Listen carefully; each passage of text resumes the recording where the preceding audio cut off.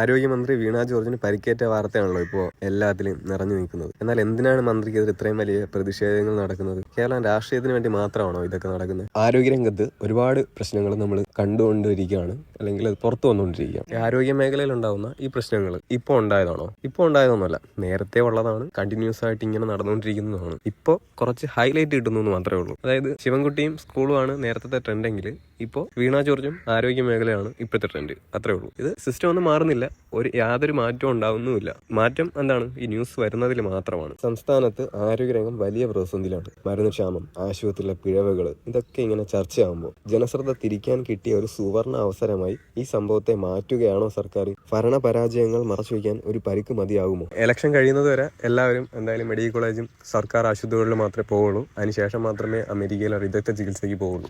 ഇന്ത്യയിൽ തന്നെ ആരോഗ്യ മേഖലയിൽ ഒന്നാം സ്ഥാനത്ത് നിൽക്കുന്ന കേരളം ഇങ്ങനെയാണെന്നുണ്ടെങ്കിൽ ബാക്കി സംസ്ഥാനങ്ങളുടെ ഗതി എന്തായിരിക്കും?